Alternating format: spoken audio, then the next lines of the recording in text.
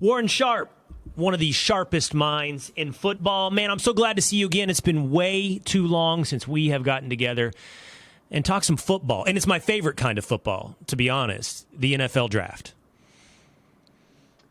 Yeah, there's a lot of question marks surrounding this year's draft, Will. Thanks for having me. There is so much uncertainty about this year's draft compared to many years.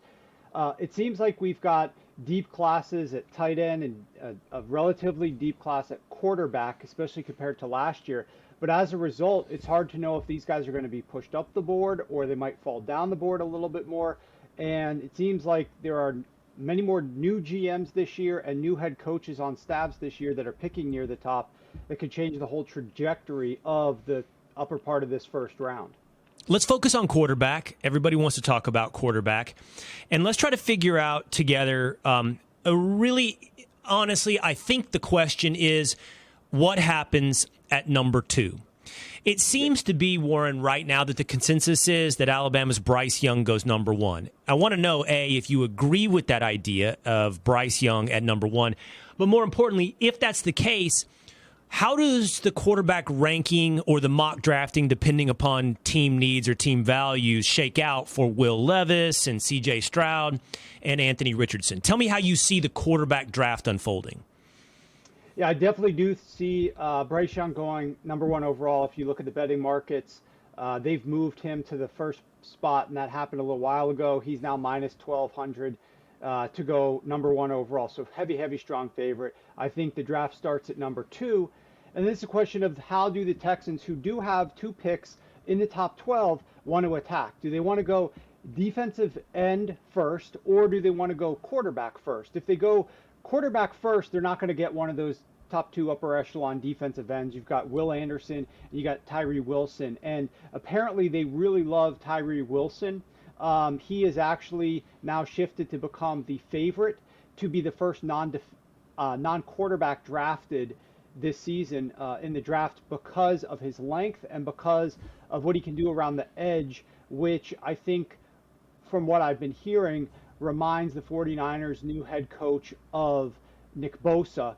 And he used to work, D'Amico Ryans used to work with Nick Bosa back in his San Francisco days last year. So that would be an interesting perspective, interesting prospect to go at number 2 overall.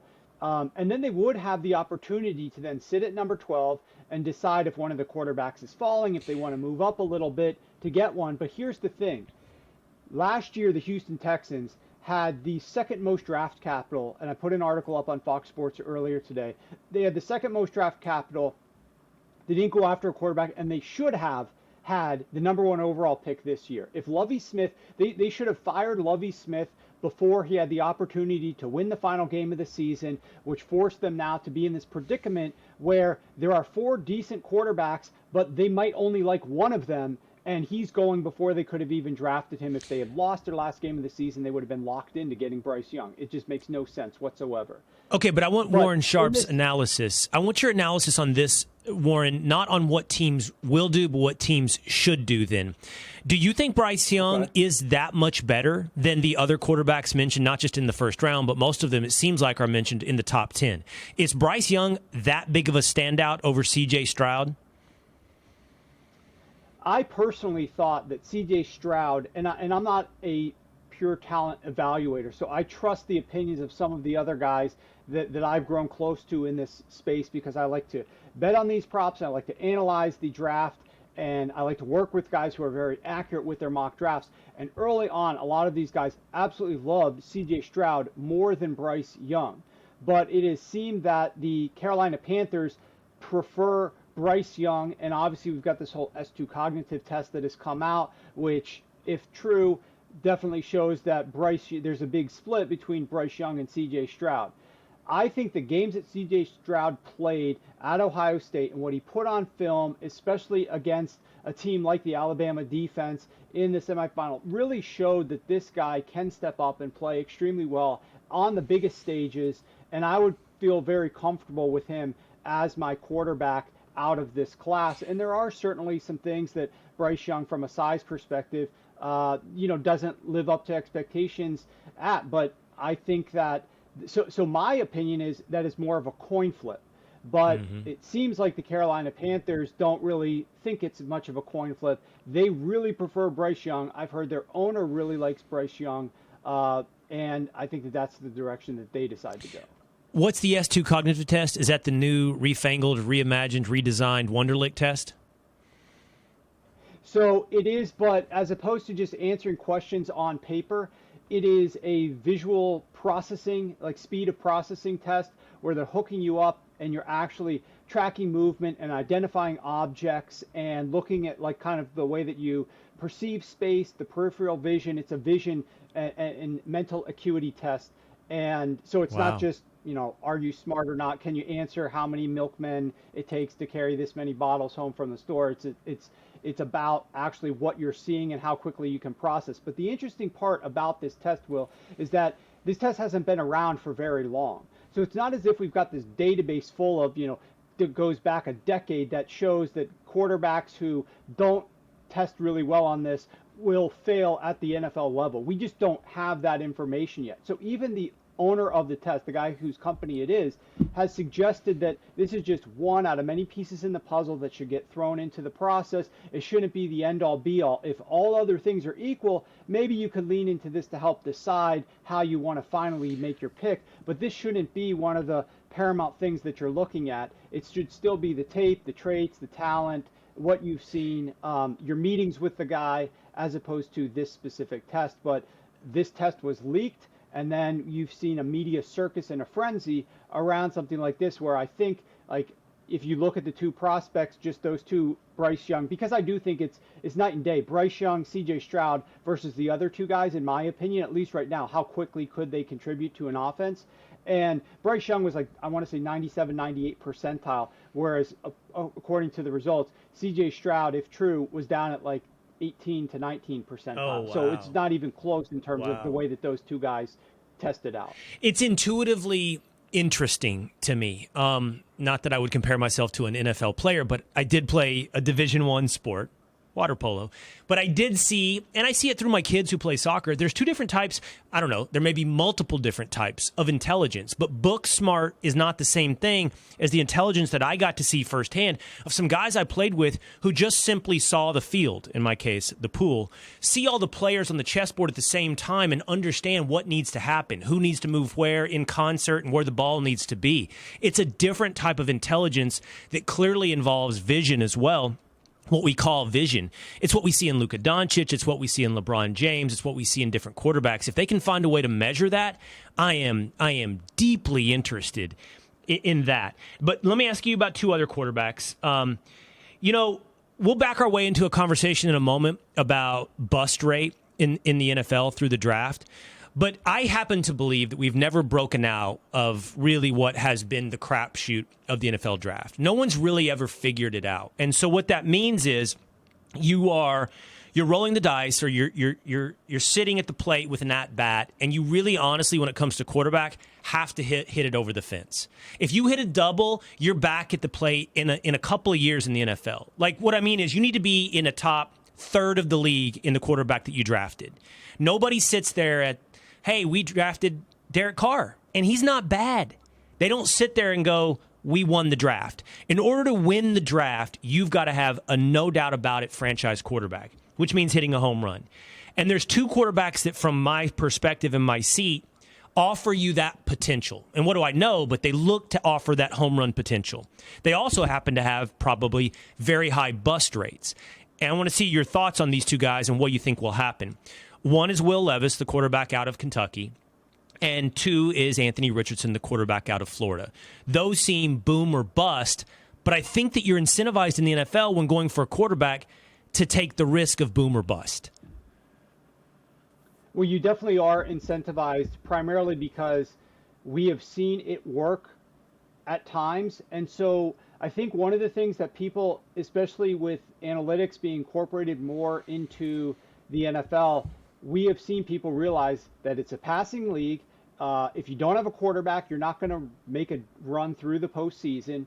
And as a result, like, we need to take swings. It's hard to hit prospects. Like you said, there is a big bust rate. So you have to just try to collect the opportunities, keep going back to the well. If you don't have one, try to find one as best that you possibly can. And so for that reason, we have seen, especially after 2011, where they changed the CBA and allowed, remember, Sam Bradford was the last quarterback drafted #1 overall with the old CBA, and he had like a $60 million contract just right out the gates his rookie year. He was going to get $60 million, but they've changed that. Now it's much more affordable. You don't have to spend a ton of money. Quarterbacks are going to get paid, but only in their second deal. That first deal is very team friendly. And so more and more teams are taking swings at that quarterback position. But I did write an article up at Fox Sports about a month ago about, touching on the Lamar Jackson side of things as it relates to, the concept, because so many teams came out, said, we don't want to pay Lamar Jackson. We have our eyes set on the draft. We want to go out and draft a quarterback because it's going to be significantly cheaper. There have been 38 quarterbacks that have been drafted in the first round since that CBA where they put the rookie wage scale implemented. And of those 38 quarterbacks, okay, there's only been one who actually won a Super Bowl with his team, and that was Patrick Mahomes.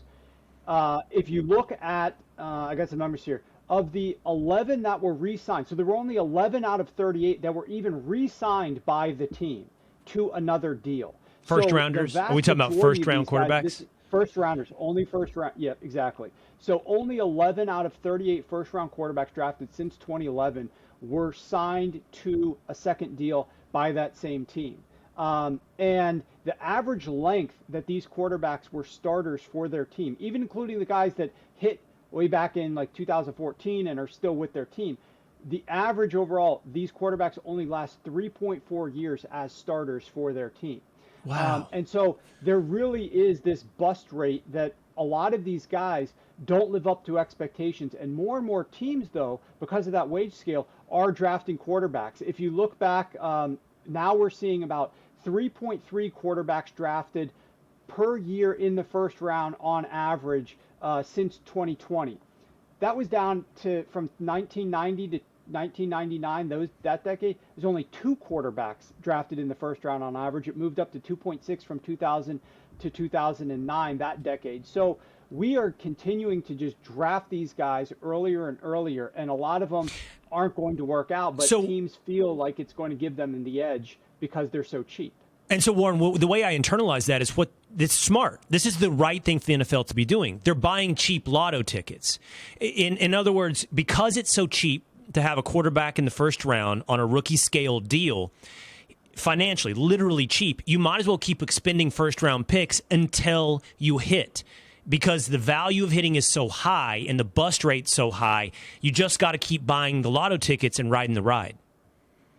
That's true, but the problem is a team like the Tennessee Titans this year, who I believe are picking 11th overall, if they decide, because they drafted Malik Willis later on in the draft last year, they're not happy with him, they might try to get rid of Ryan Tannehill, but they know they don't have the quarterback of the future. They have been rumored to be interested in a quarterback. The problem comes about when these teams that aren't possessing the #1 overall pick or the #2 overall pick end up trading up the board to sacrifice draft capital this year and draft capital next year to try to land the guy. Because think about the Tennessee Titans, for example. Don't do that. They need a quarterback. Yes, we know that. But they only have 6 picks this year, and they have 6 picks next year. They're certainly going to be trading a pick next year, their first overall probably next year, their first pick next year in the first round, as well as probably another pick this year, maybe even 2 next year. They'll be down to only drafting 4 other players this year and plus like 4 or 5 next year if they do this. They have one of the worst pass protecting offensive lines in the NFL. Their wide receiving core is horrific. And so what is this quarterback going to do when he's back there? And now he's competing against Patrick Mahomes and Joe Burrow and Lamar Jackson, all these other great AFC quarterbacks. He's not going to do so well. And that's a rookie GM, Ran Carthon, who's taking over as their GM. And it just doesn't seem like that's going to work out too well if they do go ahead and move up. So it does depend who's coaching these quarterbacks and the talent that's surrounding these quarterbacks. And if one of them falls to you, maybe that's when you want to take a swing there. but moving all the way up the board to like the number 3 overall pick, trading with the Arizona Cardinals, which is a rumor the Cardinals want to move down out of 3. One of these other teams might want to move up to draft one of these quarterbacks. Even the Las Vegas Raiders might want to move up a few spots to get a quarterback, is also being rumored. It's tough. And like you said, a Will Levis or an Anthony Richardson, I love the skill set that Anthony Richardson possesses. And I do think that he can have some success just because he's so raw and there's such a upside for him. And the same is somewhat true for Levis, but Richardson is just such an athletic freak that I would love to see what he could do, but he's got to be coached by the right coach. He's got to be in the right situation. There has to be enough talent surrounding him. You got Derrick Henry. He turns 30 this year, and you really don't have very many good receivers there, and I question the coaching staff as well. So I don't think that would be a good fit for a team taking a swing on Anthony Richardson. Yeah, I think the lesson from what you just laid out is, and to combine it with my lotto analogy, is don't spend 2 lotto tickets on one guy, though, because these lotto tickets become their own value. I agree with you. You don't trade up and expend multiple years capital, multiple years lotto tickets on one guy because the likelihood of bust. You got to keep getting those at bats. You got to keep getting back to the table over and over. Okay, I want to save the last couple minutes to talk about 2 positions that interest me. So I'm going to ask you a big theoretical question for a moment. Hey, with the bust rate, Warren, I'm just curious if you have any thoughts on this. Look, the draft is an experiment in socialism. I'm not asking for your political opinions. It's just as a matter of fact, it's an experiment in socialism. Those who suffer will get the best benefits. Those who succeed are punished by, not having a higher draft pick. But it doesn't seem to work. Because of the in other words, it's always the Lions and the Browns and the same teams drafting at the top of the first round and all of the rounds. And it's always roughly the Patriots and the Niners at the back end of the first round. If the draft's purpose is to help even out the league and give competitive advantages, I think at a minimum what we should step back and say is it's not doing that. It's not doing so. It's not, I'm sure we'll find exceptions, but as a large enterprise or large experiment, it's not upending the order of the league that often. What do you think? Well, what I have found as I've done some consulting with teams is that coaching is severely underrated by those outside the building. Like, you don't realize how important it is to have the right game plans, have the right strategies. You were an athlete, you watch your kids play sports. Like, the coach matters so much to the end result of those games at the youth level. But the same still is true from a strategy that you're working on and the game plan you're putting together during the week leading up to the game, as well as how you're going to modify things and change things up and adjust on the fly within the game. And the issue is that the teams that have these poor records that continue to seem to fail over and over, it starts at some level with the fact that their ownership is bad. They are hiring bad coaches or bad general managers who then make poor decisions themselves, and you're never going to get back. You can't get so like, you could try, the league tries to make it fair and get some of these teams that are bad to have the best draft picks, but as you indicated, the draft is such a wild card. Even theoretically, the 3rd pick of this first round should be better than the 3rd pick of the 2nd round, but that's not always true. And there's a good portion of time where that's definitely completely wrong. And there are guys that are drafted as wide receivers later in the draft that vastly overperform guys that were drafted in the upper part of the first round. And these types of things, like, it is literally like, spinning that revolver, hoping there's a bullet in the chamber and firing and to hit the target. You really don't know what you're going to get trying to project college athletes, these young kids, to the NFL level. And so a lot of it is, how are these guys being coached? And so if you don't have a good coaching staff, then you're not going to get the most out of these players. You're not going to know how to use them properly. You're not going to know how to put them in the right spots to actually help your team. And so that's why we do see some teams struggling, and which is one of the reasons why sometimes you get a new coach or a new GM in there, and if you've got the right guys and the right attitudes in terms of what's important, then you can turn a franchise around. But so many of these teams, like you mentioned, have not gotten to that point. I think the Giants are an interesting case study. We've seen the Giants struggle for years under Dave Gettleman. Finally, they hired a new coach and a new GM, and they slowly started to turn it around, and they've got a lot of work yet to do, but they might be getting back on the right track. It is possible, but far too often we do see a lot of these teams with these ridiculous playoff droughts, although I think the Detroit Lions, they've gone 31 years without a playoff win. I really think they're on the cusp, especially in the NFC with how weak it is, of getting to the postseason this upcoming year and then potentially getting that win. All right, we've only got a couple minutes left together, so I want to ask you about these two positions very quickly. First, running back. And really, it's a conversation about one guy, Bijan Robinson. But Bijan Robinson out of Texas is actually an illustration, or he's a symbol for a much larger conversation. That is, where is the league on running backs? I mean, I think the popular narrative on Twitter or wherever, in talk radio, whatever it may be, is the league doesn't care about running backs anymore. It doesn't want to pay big money, and it doesn't want to spend big capital. So the idea of running backs going as high as Saquon or Zeke is past. And by the way, I think most people are saying Bijan is of similar quality analysis to Zeke or Saquon, meaning he's every bit the talent that they were coming out. But where they went in the top 5, I don't know. Is Bijan going to go in the 20s? Does he go in the teens? I see you shaking your head. So the league might feel differently. Where does Bijan go? And what does that say about running back? Yeah, I keep seeing Bijan linked to the Atlanta Falcons at pick number 8.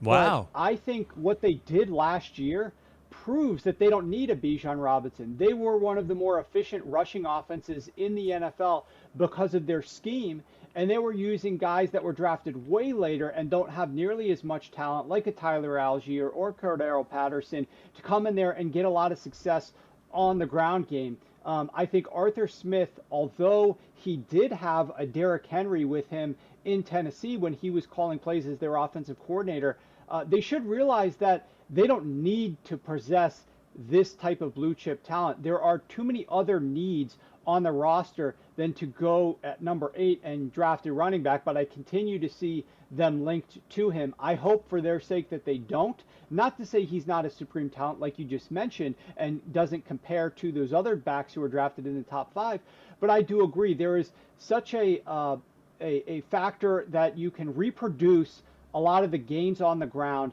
simply by a few factors. Number one, if you have a good offensive line, a lot of what your running back is going to end up getting is what that line is able to block up. So it's more important to have a good offensive line. That's going to be a better predictor of how many yards per carry your back might get than who the back is himself. And number two is, how good is your passing game? Because if your passing game is good, the defense will have to play the pass. Then you have lighter boxes that you can run into. If all you do is call run plays on 1st and 10 and 2nd and 10, and the defense can anticipate that you're going to run the ball, they're going to be able to stack the box. It really doesn't matter who your back is. It's going to be hard for them to find some success. So that's why the quarterback and the passing game, as well as the offensive line, are positions that have more value in the modern NFL. And we've seen that with the analytics, and more teams are buying into that, which is why running backs aren't valued the same way they were 5, 10, 15 years ago. But I am telling you this, that in addition to Bijan, we're hearing now news that Jahmyr Gibbs might be moving into the back half of the first round, and some teams really like Jahmyr Gibbs. Belichick at one point did something that was a little bit more unique, and that is that he would take a running back, because it's very tough to pay running backs. Dallas Cowboys have seen that when they gave Ezekiel Elliott the second contract. It takes up so much cap space, it's hard to build a roster around him, and he was being outproduced by Tony Pollard anyways. So they made the smart decision to move away from him. But when you're looking at like a guy like Jahmyr Gibbs or even Bijan, if you bring him in, as we discussed before, these rookie deals for 4 years plus a 5th-year option are cheap for teams. You can run this guy into the ground as long as you decide ahead of time that we're not going to spend a lot of money to re-sign him. And in that case, you can get a lot out of a guy and then just sort of kick him to the curb after that point in time. But I still believe even if you hit on a running back, because let's say you draft a running back and he busts, then that's a terrible pick anyways. But a hit on a running back is going to deliver less value for your team than a hit on a defensive end, than a hit on an offensive tackle, than a hit on a number 1 wide receiver. And so it's that, what are we giving up in order to draft this guy? We're giving up the opportunity to draft another guy. And if we had hit on that other guy, even if we hit on this back, we would have been in a better spot anyway. So I'm down to one. I just have 1 minute, Warren. I want to ask you about this other position. How many tight ends go in the first round? You said it's deep, tight end. How many go in the first round? So the over-under is 2, exactly. And the over is juiced to -400. So it's looking likely. But the reason that it's like that is because there's pretty much 2 that are going to be going in the first round, very likely. Dalton Kincaid is rumored to go number 1, but he has now fallen behind Michael Mayer, who is now the favorite to go number 1, the tight end out of Notre Dame. Those two are the most likely ones. But you have some other guys that could get into that back half of the first round.